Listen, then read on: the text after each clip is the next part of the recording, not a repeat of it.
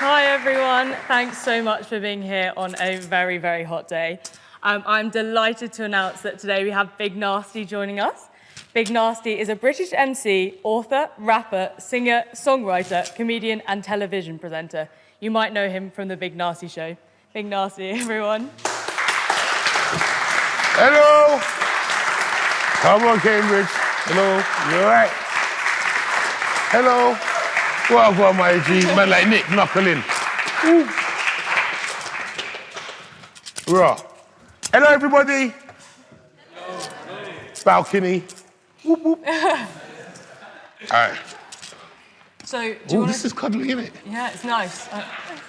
Do you want to start off by telling everyone a bit about yourself? I'm sure they already know a lot about you, but like who you are, where you grew up, that kind of thing.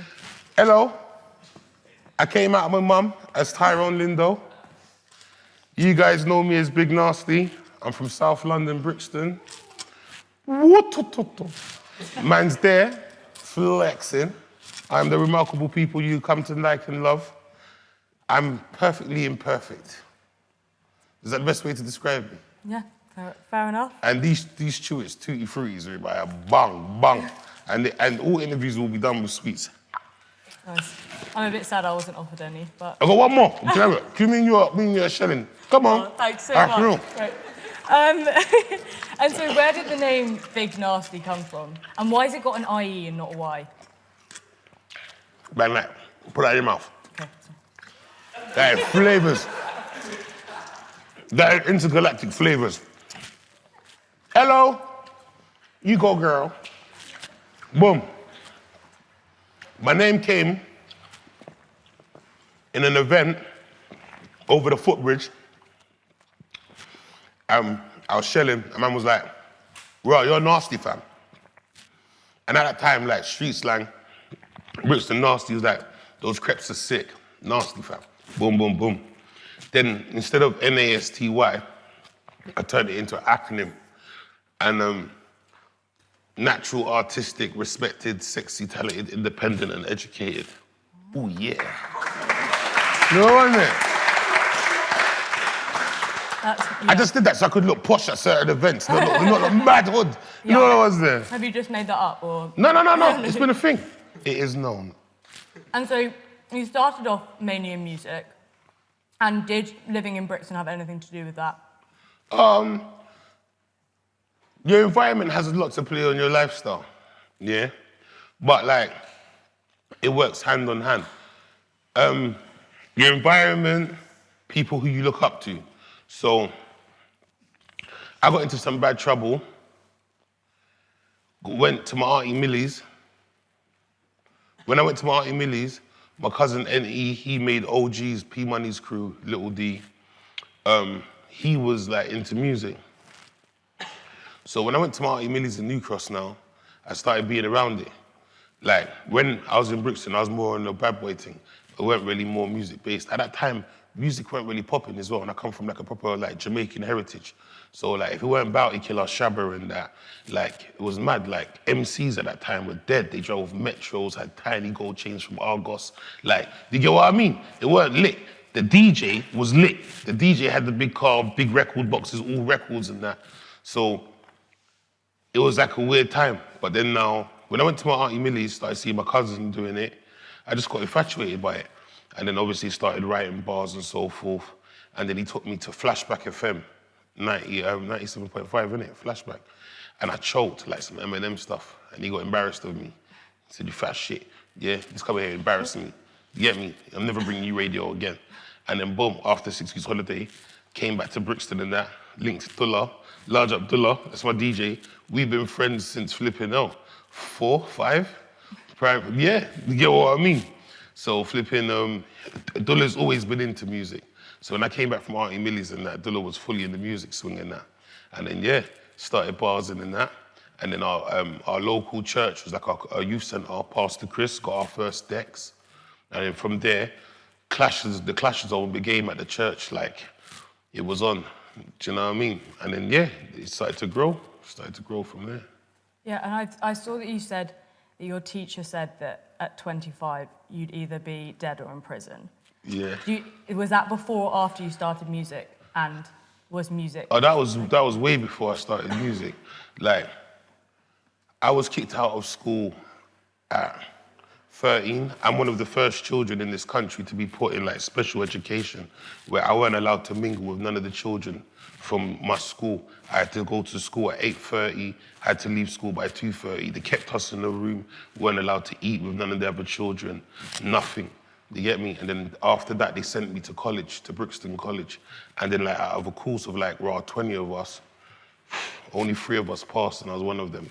Most of them are just dead and in jail. You get me? So yeah, and then that's how my education kind of grew. But it was a weird situation. So basically, man had a lot of control over my school, and the head teacher asked us to like help her with the Ofsted. But when she saw how much control we actually had in the school, she brought some special teachers, Hickey and Gilbert, and that, some specialists like behavioural teachers to kind of try and deal with us. But too advanced for school, because the life I'm living outside the school and that is way too advanced. So being in the normal building, like, I couldn't function. Do you know what I mean? Like, I'm 12 going on 36. Do you know what I mean? So it's a bit like, for your rules in that, I just couldn't function. So then anyway, after they saw what we did in the school, the week later, they just brought in this crazy regime. We turned up to school and that, got marched into this little room and that, and brought in the specialist teachers for us and that, where I had to have no isolation with any of the children. And they must have did that for like just under a year. And then after that, they sent us to college. And then from like 14, I was at Brixton College doing bootstraps. Remember bootstraps, Dula? Old school bootstraps. That's for real rebel children, cuz. I'm telling you, bootstraps is for real rebel children. Yeah, it was bootstraps first. Bootstraps first, and then yeah, sent them to college. And so if you're in that situation, how, maybe this sounds stupid, but how did you make friends? Where did most of your friends come from? Did they come from people you were making music with, or? No, your friends come from your neighborhood, your community. It's like, as I said, like, me and Dulla's been friends since flipping out 4 or 5. And then like, there's loads of us. And then obviously friends from school. Like, now that I'm older, I understand the difference between a friend and a person in the same situation as you. My first core of friends, I couldn't really say we were friends. We were put together because of bad things we've done. So we've all gone to this party and done stupid stuff. We're stuck together. We're labeled as one now. So you're not a person in my spare time I'd go out of my way to go and check you, but because of what we've done now, we're together. So if you get seen and I get seen, we're both tarnished with the same bruck. So we're forced friends, but we're not actual friends. I wouldn't give you a tenner, you wouldn't give me a tenner. I don't even give a shit if you're alive or not, to be honest, and vice versa. So, you know what I mean? But when we're in a public event and so forth, it's all, yeah, that's my G, that's my G. That comes with time. Do you get what I mean? And then remember, limited resources, limited information of life. Like, what you're looking at now is a person with 36 years of life experience. Do you get what I mean? I was fortunate to meet people on my journey who gave me, most importantly, insight on life. Like, believe it or not, for a long period of my time, my life consisted from Brixton train station to the Brixton prison to Clapham North train station. That big triangle is my zone. I don't go anywhere out of it. This is my whole world, from Notre Dame, Red Brick, Acre Lane, Blenheim, Alaitola. Like, that was just life. Everything I need is there, food shop, to get what I mean? Chicks, man them, parties, like, no vision of outside world. But then our pastor Chris, he planted the first seed of us of life is bigger. He used to take us to some place in Portsmouth and he rented us mountain bikes, yeah, to do like some riding thing. And Pastor Chris is like 30 man's dad. Bare man ain't got no dad. Do you get me? My first time at Guy and Cheserton is because of Pastor Chris. Do you know what I mean? So he was like our first ever, what's the word? Not like an icon of what a normal righteous man should be. Like, he's a pastor, he lost his virginity at 27, got married. Like, you know, like everything to the book, like what a perfect, like, real man should be. Like, he was our first insight to that. So he planted little seeds in our head by taking us on trips and taking us out of Brixton. And for a long time, man didn't understand it. But then remember, there's some people you might even know have lived in the same area their whole life. And it's generations. Their mum, their sister, them, their kids, they never leave their area. They're just happy and contented because they've never been dropped a seed of like seeing something different. And from that was a big opening for us. Yeah, so was it Pastor Chris who made you realise, like, I don't have to be dead or in prison at 25, or no, was it something else? Pastor Chris was the first one of many to try and put man on the straight and narrow. Remember, there's two things was happening here. I actually have a moral compass and saying, I want to do something with my life, but every obstacle is that against me. Do you get what I mean? So, like, come from a really criminal active family. When my brother started doing lots of bad stuff, my mum got very protective of me. Yeah, she's by herself, don't want me to do. Her oldest child is locked away in jail. She's like, I don't want to lose my second child. So what she's done now is got very clamped. So my mum was a registered nurse. She worked in schizophrenic hospitals. So I ended up going to school from the schizophrenic hospital because my mum would take me to go to work with her. So I'd have to stay in the room while my mum works, and she would hide me in the workplace. And then I'd just go to school in the morning. I had breakfast with a man who thought he was Rambo and cut himself and ate his shit. I would do all of this from 6:30, 7 in the morning, then go to the 322 bus and go to school normal and just be angry because I ain't done nothing wrong. Do you get what I mean? Yeah. So then I want to be free. So instead of coming back at 3:30, I want to walk around the long way. I want to do bits and pieces. Then I start to meet more outcasts who are going through issues just like me. Do you get what I mean? Then through a lot of pain, you become close. The next minute, we're out here. You get what I mean? Yeah. And if you don't mind, can we come back to your music? Is that? Yeah. Yeah. So, who has inspired your sound in music most? Who's inspired my sound of music? I would say my cousin N.E., Leon. I would say Dizzy Rascal. I'd say Murky Ace. Murky Ace was the first MC what resonated for me because I'm from a Jamaican background. When Them the Norway was it was enough to be ragga, but it was new. Do you know what I mean? And I come from a proper Jamaican. So have you ever heard of Pinches? Hey, green, green, gongalera. And if you don't know about the Pinches, them tunes there. So it's like raw. Get what I mean? And obviously, Mojo. You get what I mean? About you can look into my eyes, tell me what you see. This too gassed, fam. It's the culture. It's bigger than us. So get what I mean? That was really my influence into music. And then obviously I just came with this English stuff from my parents. Like, what's this guy? What's wrong with this guy? You know what I mean? But evolution is a must. Yeah, and what do you think of music today on that point of evolution? Music today now is just people craving something different. See, the pros and cons of internet has given us loads of options. Yeah, so that's a good thing, but then it's a bad thing. Look at your Netflix. Out of all those 1,000 films, you've really only watched 10 or 20 because you've got too much choice. So you flick through minimum 30 films before you pick one. That's the honest truth. Do you get what I mean? But if there was only 15 films, you'd have watched all those 15 films. Do you get what I mean? And it's the same with music. Remember, when I started music, I was big with no name. You could only know who I was by flyers, and you used to listen to me on radio.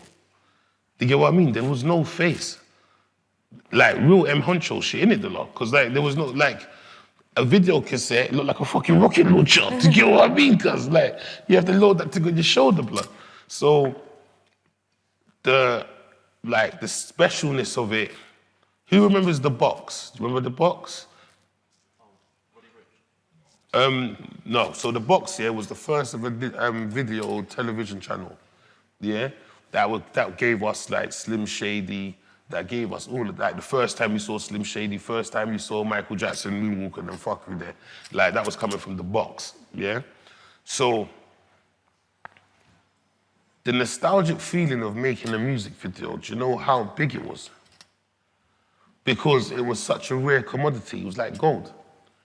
Like even knowing someone who's got a camera, knowing someone who can actually even pull it into a blockbuster fat cassette and say, yo, here's your thing. Go and play it at your house and tell people you got a music video. Like, the resources were so limited. So the nostalgicness of having a music video was immense. We can all make music videos from our phone. Some can be really sick and some can be really shit. The problem with that is taking away the nostalgic feeling. Do you get what I mean? Yeah. And we had, do you know Joy Crooks? Who? Joy Crooks. You there? She's a singer, but we had her in here, and she said that she much prefers the sound of her songs on YouTube. For some reason, it like sounds better. Do you agree with that, or is it just the thing you like about YouTube is that there's like you can see the face of the music? I don't even know, no. See, honestly, yeah, for a person who's big on social media, yeah, I don't know how to use it, so it's fucking funny. I'm a fucking caveman, so it's really fucking funny. I think maybe that's what makes me good though, because I'm so shit at it, yeah, and I'm so natural with it. That's what makes me what I am. I think if I was like actually trained in it, I wouldn't be so lit. You know what I mean? So it's a gift and a curse, isn't it? Like, if I didn't have like Matt, Ledge, Dullah, Shah to listen to my songs, yeah, the songs what you lot would be hearing, yeah, would be fucked. Would be fucked. There would be no level of balance. Because as soon as I lay it, I think it's lit. You get what I mean? So I'm like, go, go, go, go, go, go. Give this to the streets now. No, there was there. A man is like, bruv, can you hear it's not distorted in the fucking speakers, bruv? That needs to be turned down. And that needs to be turned up. Do you know what I mean? So yeah, that's my style on it. So like, I've never been the person, like when that person said, I spent 20 grand on speakers, can you hear the sound? I'm like, no. So I think over time, your career hasn't shifted away from music, but you've got more into other things, like presenting and things. How, like, is music still your favorite thing you do, or do you 100%. prefer Big Narstie Show? Yeah, no, music will always be my first thing, because like, what music gave to me, yeah, was peace of mind. Do you get what I mean? Remember, before I made any money from music and anyone knew who Big Narstie was, this was Tyrone Lindo writing music to save his mind. Do you get what I mean? Especially at that time in my life, I didn't even know I had traces of bipolar either. I just thought I was an emotional, sensitive youth. Do you get what I mean? So, like, music was a therapy thing for me. And to this day, it still is. In my stressed moments, I just sit on the toilet, smoke a doob and write bars. Do you know what I mean? That's my mental outlet. Do you know what I mean? And I'm just fortunate, praise Jaja, that it can put food on the table as well. Do you know what I mean? But the reason why it can put food on the table is because I'm making music with substance, and it has to come from somewhere. Do you know what I mean? So yeah, music will always be. Oh, by the way, I got a new song out called Loco. Please check it if you don't mind. Thank you very much. We will do. We'll make sure to put it on our little Instagram story for you. Thank you.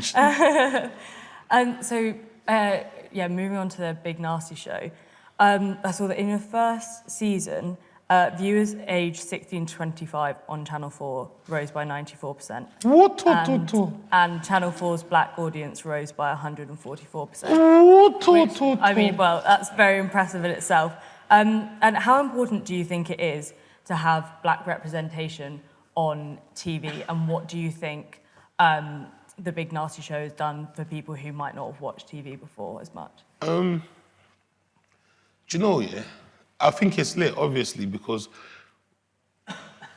maybe me being on TV, yeah, was basically a first time of, it used to just be London, but I'd say the Commonwealth society, being reflected on TV in the right way, in the normal light. Because, like, I don't know if you ever saw one of my podcasts, is like called Let's Settle This, where I had this debate about, is it okay for white people to say Wagwan? Yeah? Like, London is the most multicultural part of England. And we can get London construed as Sunderland and Newcastle, do you get what I mean? And places was called 6 Mile Bottom. Like, London is none of these places. East London is a European place, so Polish, all sorts. North London, you got Cypriots, you got Turkish. It's a community. South London, you got Somalis. You get what I mean? East London, you got Bengalis, you got Indians. We've grown up interracial, like it or not. So this is why London world doesn't seem like an issue, only when we travel out of London world. Like, me growing up, yeah, in Brixton, yeah, whites was a minority. Do you get what I mean? Brixton was a Jamaican hub for fresh off Windrush immigrants. Like, me and Dula grew up, yeah, with sweet shops selling patty and cocoa bread and fried dumpling. Standard. Snickers, fried dumpling, chicken patty and cocoa bread for £2 and a Ribena and keep it moving and a 30p single. Do you get what I mean? Like, this year was like absolutely normal. When I went to East London and just saw only Polish drinks on the shelf, I was baffed. Where is the D&G KA? Do you get what I mean though? It's because of where even you see it with certain Tesco's now. Brixton Tesco's is not the same as the East London Tesco's. Brixton Tesco's got bun, hard dough, bread, sour sap, everything you need. Because of the community. Do you get what I mean? So when you leave Brixton and you walk into a Cambridge Tesco's and you're looking for spiced bun and you're looking for nourishment. Do you get what I mean though? Like, it's because you thought it's the same as everywhere you go. And it's not. It's only now that we're starting to branch out. And back in the day, you could just say it's a black thing, yeah? Now it's bigger than that. It's actually a cultural thing. Because Indian kids grow up in the same ghetto as black kids, Polish kids, Thai kids, Vietnamese kids, Indian kids, all grow up in the same cesspool of unprivilegedness and all speak one language, which is called their ends. So Tommy, who's white, and his dad's from Scotland, says, Wagwan, my G. Imran's my brethren. You could never disrespect Imran. That is Tommy's life. Knows no different to how much it is Imran's life. Because Imran's not in Bangladesh. He's nowhere near Sylhet. Do you get what I mean? We are all in Brixton right now, walking the streets of Team Lambeth, Borough 6, Metropolitan Unit. Do you get what I mean though, fam? It's just the truth. So my TV show just resonated with so much people. Yeah. Do you get what I mean? And also to feel that how we speak is not an underharm. Do you know what I mean? Come on, all of that stuff. I'm going to ask my final question before moving on, because I'm sure the audience has lots and lots of questions themselves. I'm sure many people have guessed the main reason that Big Narstie is here is because later he is headlining Homerton Mayball. What? Yeah, lots of people are very excited. I'm sure they're going to see you later. But I was just wondering, how do you feel about Homerton Mayball, like headlining Homerton Mayball, and how do you feel about being in Cambridge? Confused about two things, because as soon as you said Homerton, I thought, I'm not in East London. That was the first thing I thought, yeah? So now that man's got that out of the way, yeah? And it's still the same place where I think I'm performing and that. Everything turn up and lit. You know the ones there? Man, them, don't crush the chicks. Ladies, wear soft shoes, because we're going to have it. Yeah? Come on, we're going to keep it halal as well, and do it for them. You know the one that sees my sisters? Come on, we're going to rock it. Oh, I'm going to have to get myself a ticket now. But I'll pass over. Do you want to choose the people? Like, no, whoever wants to talk, come here. If they put their hand up and then you cool. you choose. Well, go on. So you mentioned about growing up in Brixton and going kind of far north, as far as Clapham North. I'm just kind of wondering what your thoughts on like how gentrified they're becoming and how it's like young graduates moving into their areas. Do you think it's a good thing or a shame it's going to destroy like the culture of the areas? The gentrifiedness of Brixton is a bit of both. Happy that obviously money and facilities is going into Brixton. Sad that it's not going to everyone. You know what I mean? And obviously, know the talk of this trying to turn it to Clapham East and all of this nonsense. Like, Brixton's part of actual heritage. Do you know what I mean? So, bit of both. Good that there's change coming in and obviously it's looking much more nicer and things are being happening, but just hope that same effort goes for the whole of Brixton. You know what I mean? It's like, so I'm in the process of opening a school, yeah? And I first went to Brixton to open my school, yeah? So I went to Lambeth to do this school. They said, yeah, cool. Then they parred, man, yeah? I must have went on TV and talked some shit, yeah? Next minute, everyone started feeling like wet wipes, you get me? Because right, man's just saying bare public stuff on TV, all of that, little pussy, sorry, yeah? So boom now, after I've done that now, the same head woman from Lambeth, she's moved to a whole new borough in Barking, you get me? So now I'm starting to do the process to set up this independent school over there, but it hurted me because obviously I'm from Brixton. I'm pissed that obviously this opportunity what I'm gonna be doing is gonna be in a borough I've got no connection with. But then obviously from that I can take the template and then try and push it to my original borough. Do you know what I mean? Because there's a saying, bro, with great power comes great responsibility. If you're fortunate to meet me, I'll change your life. You get what I mean? And there's loads of people who's had a chance to meet me and I've changed their life. But what about the ones who can't get to meet me? Who just actually won't? I remember, you know, it all comes down to situation. You lot are fortunate because we're in a room now where we're actually talking. If you had a business plan or you had something, at this precise moment, I'm in the right mind and ears to actually listen to what you've got to say. I can't do that in fucking Tesco's or in the fucking club when I'm raving or performing. How can we get deep and have no deep conversation? Do you know what I mean? You could be the next fucking scientist, the next whatever. But it's if our paths align, so I was like, raw, how do you help thousands? Do you get what I mean? You can get the same little accesses and that. Remember, you know, all certain man did was open certain doors for me. I did the rest. There's loads of you in there are talented. If you just got pushed in the right direction or one or two little decent phone calls to open certain doors, you know, could be doing all sort of intergalactic stuff. Do you know what I mean? So that's the pattern. Sorry. I had to do that. I had to do that. I had to do that. I had to do that. It was perfect. You know, it was perfect, didn't it? It was absolutely perfect. It was absolutely perfect. Sorry. There's a microphone coming.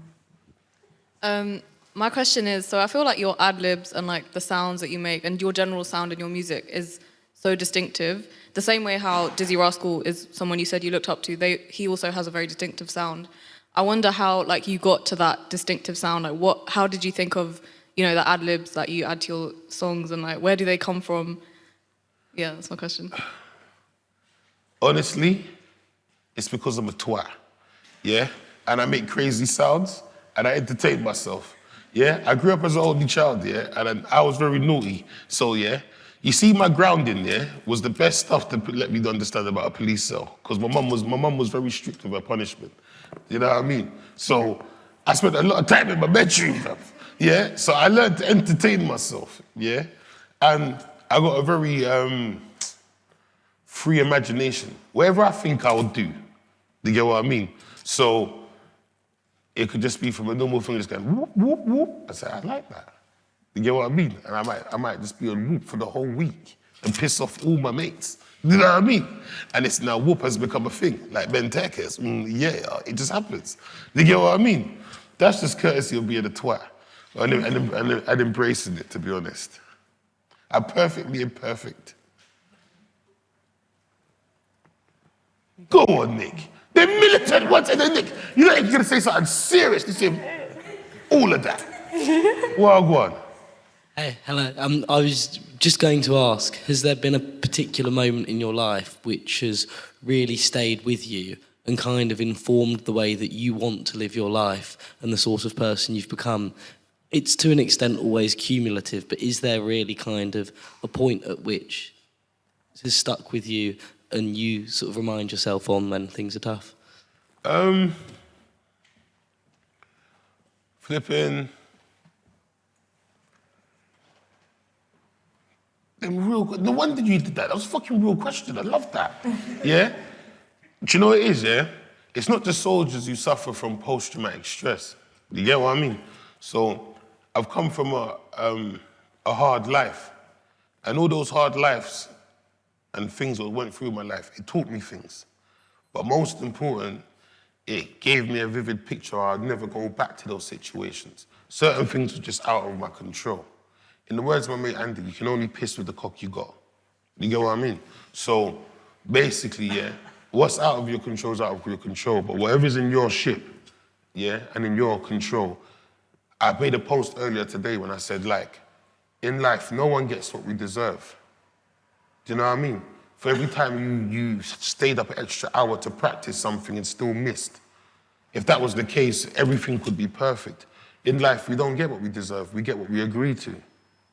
So if you agree to be submissive and quiet and let things slide, you will be a toilet brush.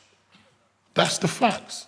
Because no matter how we look at life, we are all animals. There is a hierarchy and pecking orders. Most people in certain higher jobs get there because of confidence, not because of their actual talents, because they're not afraid to talk up. They're not afraid to put an answer forward. The most smartest man in the room sometimes is the one who's very timid and quiet. He's the one with all the answers, but because he never said anything, he's overlooked. That is no different to animals in the Serengeti. Do you think the lion who's just going, is it all right for me to eat some of that zebra is going to get any? Oh, you're all right. The other lion's going and say, shut up. It's life. So do you think if you wanted a job, or an ex-man wanted a job for, and he's thinking about the boob job he's going to buy his missus with, he gives a shit about how you want to get this job to feed your family? It's the same rules. You get what I mean? It's just life, bro. Did I ask your question? Yeah. Come on. What? Hi, I wanted to know a bit more about like you expanding into the education sector. Obviously, the background that you grew up and like the obstacles that you faced in education.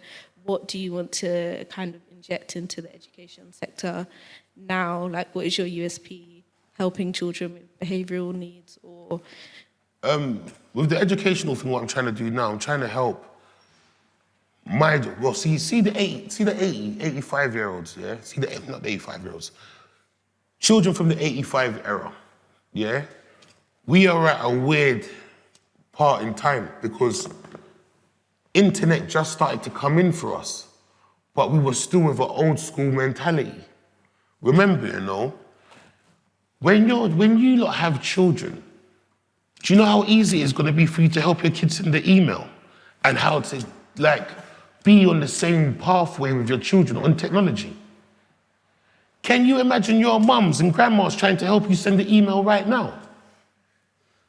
They don't understand what you're fucking doing, so how can they govern your education? You just show them respect because they're your parents. But the actual truth is they're not qualified to know your education because they didn't have it. That's the honest truth. We just dumb it down because it's our parents. We need to make our parents be on the same level as us. Evolve or be extinct. My mum can't check my algebra homework because my mum didn't go to school. My mum left school from 9. When my mum met my dad is when she got education in 15. Do you get what I mean? So my mum can't sit down and do algebra with me or not anything like that. So what would be the case if I came to her with homework? She doesn't want to feel silly about it, so she just go and do your homework. What the fuck are you talking to me about your homework for? Ain't you going to school and getting an education? Are you not learning? Do you get what I mean? This is a typical thing in the poor community. It's not like they don't want to help. How can you do something you don't know? Do you get what I mean? It took me a while to get certain information. Certain information I got, I would never be able to get it from a textbook. I actually had to use these two hands and have conversations and speak with people to get the information. You couldn't just give me a textbook and say, page 12 to 26, just do that and use this next page and sort out the answers. I wouldn't know what the fuck to do. After a couple of minutes, I want to get bored and do my own thing. So what I wanted to do with this school, also the curriculum, what we learned from school, yeah, is for factory jobs. The whole curriculum is to basically take orders and pack boxes. Nothing to do about entrepreneurial shit or to make business. It's to actually be robots. Because you have to understand, the industry, what our country came from in that, our biggest income was factory work. They need 100,000 people in the coal mines, packing boxes, making bullets and guns for World War II. Do you get what I mean? They don't need you to fucking be super educated and want to be the manager. There's no time for a manager right now. We need foot soldiers. The main manager there is going to live to 73 and pass it on to his child. Because his child is the closest to him to get all the information. You fuckers need to fall in line. This is the pattern. Do you get what I mean? So, prime example, until you leave school and start getting into college and university is where you get your first taste of student loan and debt. Do you get what I mean? My aim to do with the school is have the school as half education and half entertainment and also cryptocurrency in stock trading and also crypto. But not just focusing in crypto, more so like natural resources. Because my thing is this, when you hit a certain amount of money in your life, yeah, you automatically become an entrepreneur, like it or not. So that means if you're a poor person with nothing and then you get to a stage when you have £10,000, like it or not, you've become an entrepreneur.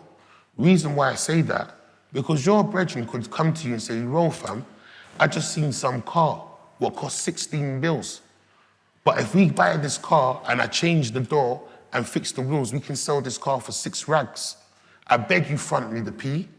Just like that, you just become a car salesman, bro. Because the opportunity of having the money to cash in an opportunity. And school didn't have to fucking teach you to do that. That's what I'm trying to say. This is what we need to be teaching our children. Do you get what I mean? What? So will you be writing like the curriculum or getting? No, I got specialists. As I said, I come from a basic education.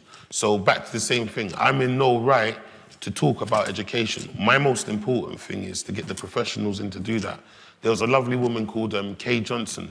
She made a special curriculum syllabus what the Department of Education tried to steal from her, and they kind of tried to blackball her. So she linked up with the Thinking Initiative Party, some political party, and they really endorsed her. So I'm gonna make her be the head teacher of the school. And yeah, I got Michael Venom Page and that helping with the entertainment side, brought in their Carla as well to do with the curriculum. I just want to help people get into TV and music and so forth. Do you know what I mean? Like everyone, see from you know your role and you take away your ego, yeah, the world is a better place. I'm not a super academic person. I'm just very business orientated. So there's no reason for me to feel inferior because you've got a better education than me and you can talk about that more than me. I'd rather you do that and give them real education than me trying to freestyle it to keep my pride and my ego, in fact, to say that, oh, I've got it. Do you know what I mean? Hi, have you ever gone on a night out with any of the guests from the show? And also, was there anyone who you thought would be boring, but they were quite fun? Who? On the show. What show? Like the Big Narstie Show. Oh, sorry, my G. Flipping. Richard Fry is a Ross Clark bad man. Yeah? No cap. Yeah? Ross from Friends, that is my G. Yeah? A man burnt Major Clouds. He's a fucking G. Yeah? And Cadbury's Cream Eggman's a dickhead. Yeah? Man don't like him, cuz. Yeah? The man is mad two-faced, bruv. Yeah? He's like, oh yeah, nice to be on your show. Then he tried to tell Channel 4 how man made him feel uncomfortable and all of this idiot stuff. He's a dickhead. Apart from that, everything was super duper lit. Would you still eat a cream egg? No, I don't like that anyway. I'm a dime bar man. Yeah. And yeah, have you ever been on a night out with anyone from the show? Or have you asked them out? Oh, they came with my special bus, the Black Pearl. So I got a special bus. And this is like straight B real times 6 hot boxing. You know the ones there, fam? Yeah? This is the door between the Earth realm and Narnia. You know the ones there, cuz? You see when the electric doors goes, shh. It's all a hydraulic door, cuz, all of that stuff. Yeah? Just know, say, Haribos need to be on deck. Hiya. Sorry, I've got a silly little question. I was wondering whether you had like a favorite joke. Had like a favorite joke? No. As I said, I'm a twat, you know, so a lot of things I do find funny. Yeah? But then again, I don't know if my humor is like to everyone's humor. You know what I mean? But I got a dark humor. So, you want to tell me a joke? See if it makes me laugh? Go ahead. So a man wakes up and he finds a pill next to his bed. He takes it and he falls back to sleep, he wakes up and he's like 3 inches through. So he goes to the doctor and he's like, "Doctor, what should I do? I don't know, how do I get big again?" And the doctor looks at him and he says, "I'm afraid that you're gonna have to be a dislocation." Oh, no, bless you. No, you can't rub it, Good, I give you an A for effort, girl. I give you an A for effort. Yeah? I know you're trying to gas me.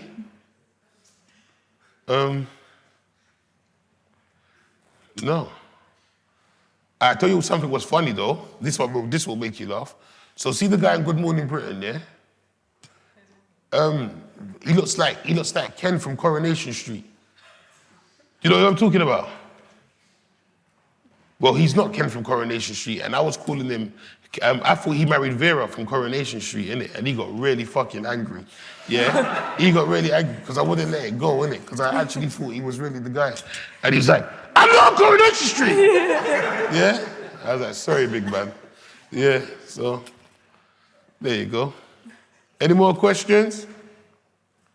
Feel free. Hello? Hey, balcony, you lot are quiet up there. What going on, balcony? There's no love from the balcony. What's going on?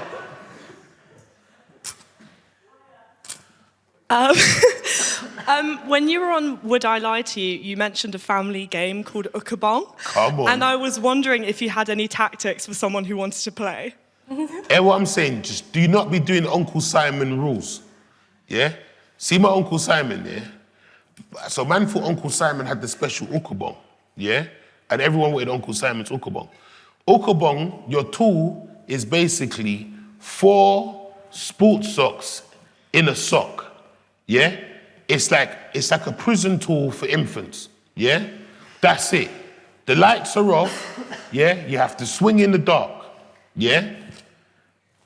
The shot only counts if you say Ukabong.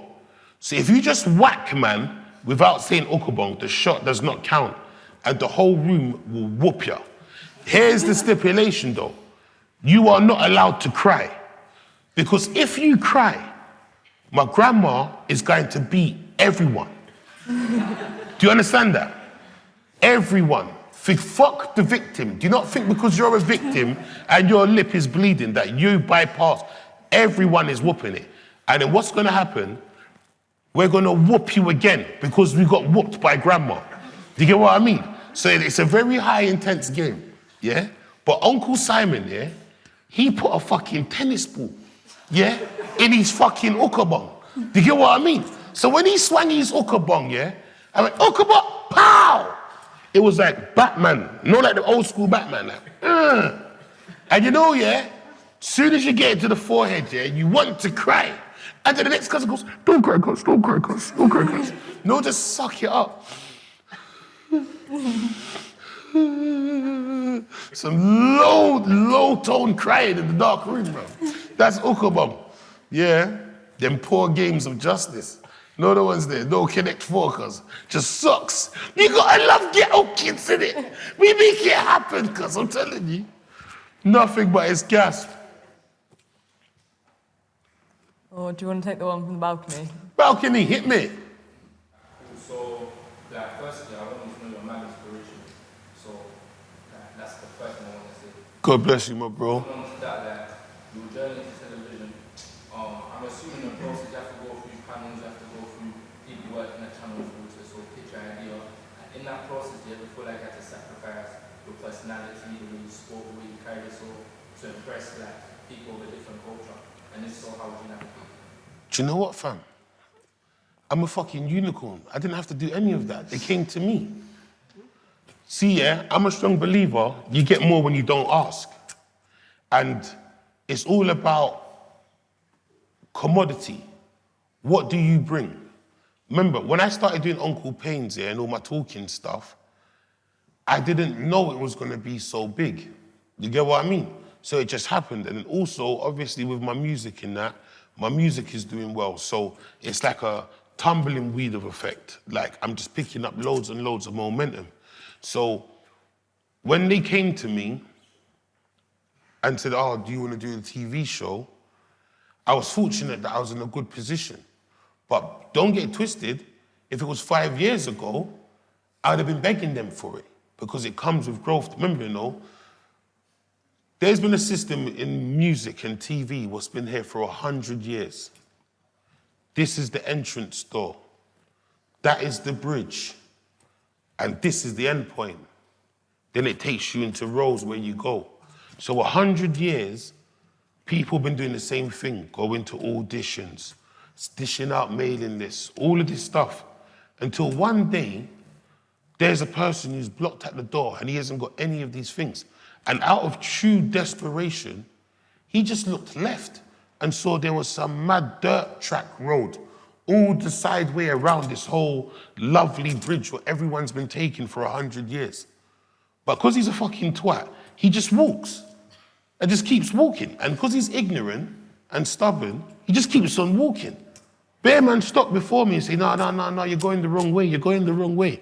But man just keep binding my spliff and keep walking and keep walking. Time I looked round, I'm underneath the bridge, but I'm further than them. Because you just took an unconventional route. Remember, in life, yeah, prime example, what's your favorite drink?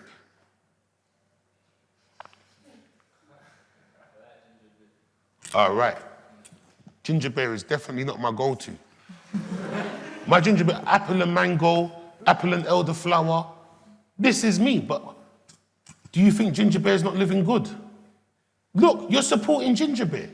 So from you're passionate about what you're supporting and doing, no one can't deter your ship to focus away from it. The problem is with our industry, yeah, and most people getting in the industry, they feel like they have to just latch on to whatever's hot because unfortunately, there isn't lots of door avenues where things have been opened. I've never been signed in my whole life. My song with Craig David, I was independent. Because I was independent and Craig David is signed to Sony, I have to go to the meeting to represent myself. But coming to this meeting now is when I actually get to see how this whole demographics is. Around this big, lovely table at this Sony meeting, there's only 2 people who work for Sony there. The rest of these people on this table are external companies. All external companies who just have close relationships with Sony. Do you get what I mean? So, only because of my situation, I managed to get myself on the table and see what's going on. So I'm like, raw. I may not, it's all to do with what you value your worth at as well. And what are you content with? So my thing is this. I've done barbaric things for money and risked my freedom for crazy stuff. If I can go into a sweet shop and a clothes shop and not have to worry about the price and look after my mum, and not have a big poster in the main Cambridge town centre or in Brixton on the main West End town centre, I am perfectly satisfied with that. Perfectly satisfied with that. Because I know what I've done in my life to make 2 racks. Do you get what I mean? And I vowed I'd never go back to that again. So please do not give me any big posters, yeah? Give me fucking Post-its, no Post-its we stick on fridges. I'll be fucking happy with Post-its as long as I can live a good life. But then now, there's others, they don't care about the money. they actually don't care. They don't care about the good life. They really want the poster. So it's what you're willing to do to get the poster. When me and Dula go and perform, yeah, a lot of artists look at me and see how happy we're on the stage, because every music I perform, none of this music is done out of peer pressure, just so I can make the charts. Do you get what I mean? This is why I can move like Paul Gascoigne's Bastard Love Child and have it, because I'm fully confident in it. So yeah, my bro, you have to keep truthful to what you want to do and be 100% focused on your dream as well. As soon as you start to compromise yourself, you've lost. Because you can only shine with the confident version of you, not with the compromised version of you. The compromised version of you is not confident, because you don't know what you're doing. You're not comfortable, you're not easy. The comfortable version of you, confident version of you, is the version of you what you know you're doing, what you're happy at doing, what you're comfortable with doing. Either it be music, football, whatever. You're just, as soon as you touch it, you know. It's not like some people ride motorbikes. Like, as soon as you get on a bike, you just feel good. Same thing, my bro.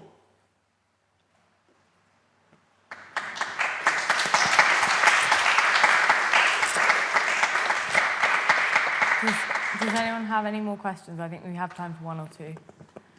Go on, Manu. Sorry, sis. I'll come straight to you after you, sis. Go on, Manu. I just wanted to ask, what is your dream blunt rotation?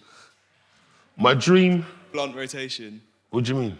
Like, celebrities that you want to share a spliff with. Rastafari. I only smoke my own spliff, and after I give my spliff, I won't take it back.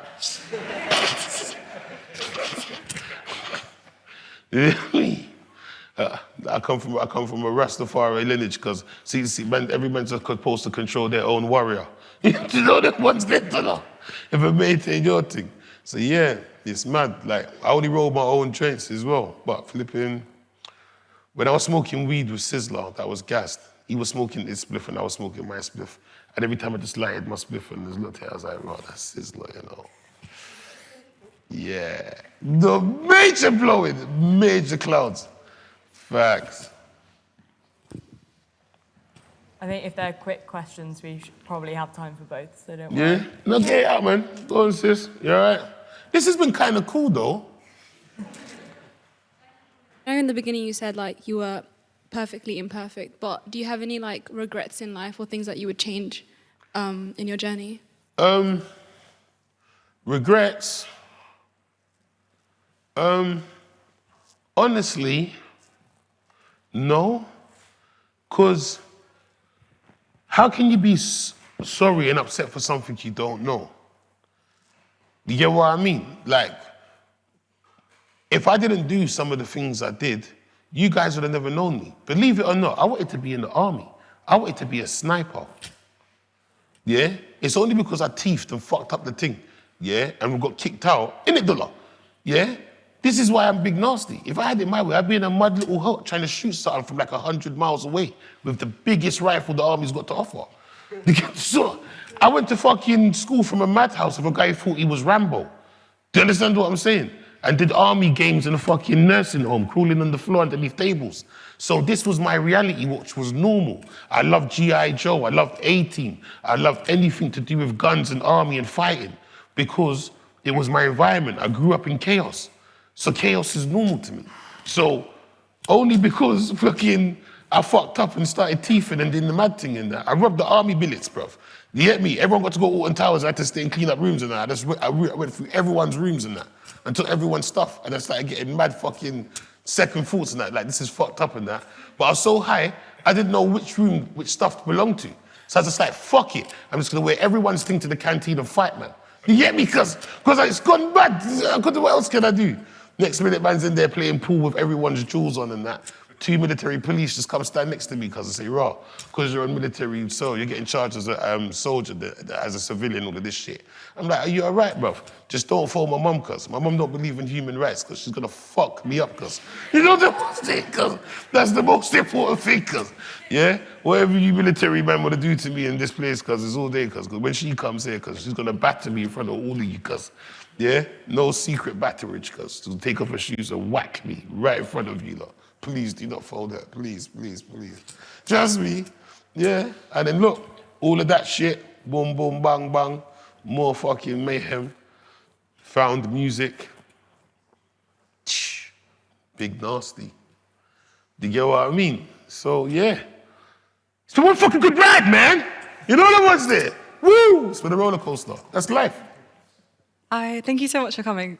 So my question is basically about earlier you mentioned that when you first started music, it was more about the music and it wasn't like more about who you are as a personality and stuff. And you got to focus on the music, which is what you loved until now you love it more. Do you ever wish you got to like stay in that, like just kind of doing music and doing what you enjoy? Because now it's become like so many other like personality in shows and like this massive name, and it's like, do you think it ever like distracts you from what you love doing, basically? Yes and no, but the honest truth is, yeah, I wouldn't be as a big as artist as I am without my personality. Like, remember, this is naturally me. Like, camera on, camera off. So, for me, not to act like this, I'd have to down-press myself. It's the same thing what I was saying to my guy at the top. If I had to be an uncomfortable version of me to make it, you wouldn't know this Big Narstie. Imagine if I thought I had to be, yeah, hello, yeah, my name's Narstie.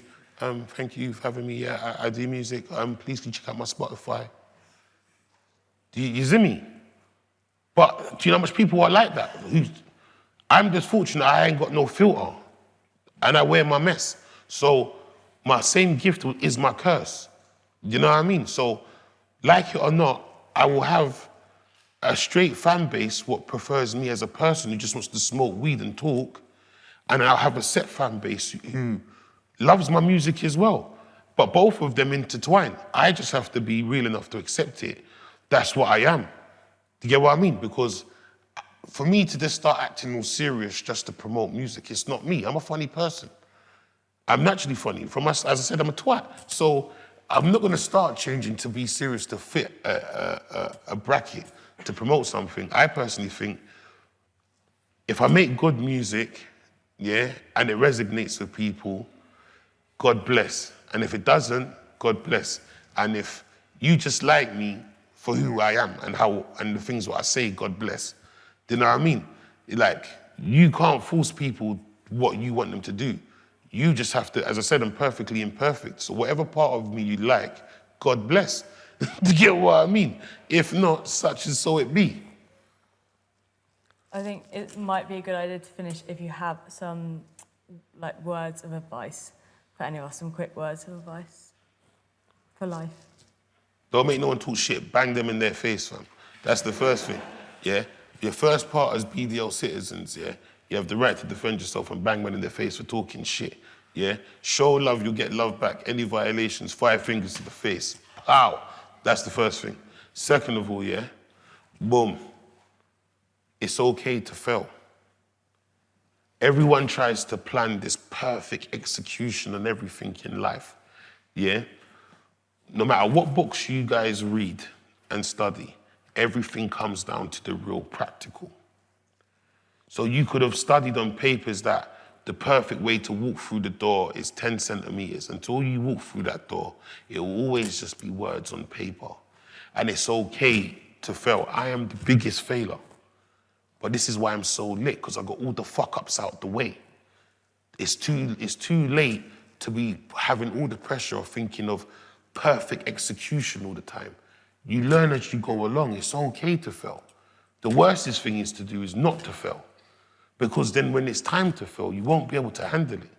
The more you fail and get it out of your system, and it's not failing, it's learning. But society makes us think that, if you are failing, you're inadequate or you're not doing the right thing. It takes failure to make success. You can't hit everything one time, go perfect execution. It can't. I go to a studio, I make music, I record the song maybe 2-3 times. I may not like the way it sounds. I may have said a word wrong. I may have done anything, got off beat, anything. So nothing just hands snappage, but it's okay to keep trying. Most important, what you should never ever do is not try, because every person in this room, yeah, the biggest obstacles what will be in your life will not be your friends, it will not be your family. It will be the little voice in your head of self-doubt. The little voice in your head of self-doubt can be a giant if you let it be. Come on, because as I said back to what I said earlier, we are all animals. We all have feelings, self-doubt. All of these things comes in us. Well, what if I get it wrong? What if I shag? I really need this to work. If you make that little self-doubt voice become bigger than the little elf what it should be, it will swallow you. Do you get what I mean? So the way you don't make that little voice eat you, yeah, is just try and do shit. Sometimes you may not get it right. So I'm telling you, but it's no problem. Just keep trying.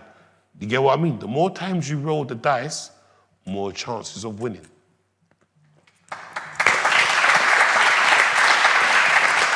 Thank you. Thank you, everyone, for coming, and thank you mainly to Big Narstie for speaking to us. So, sorry, but it's time for another round of applause. Thank you for having me, Pete.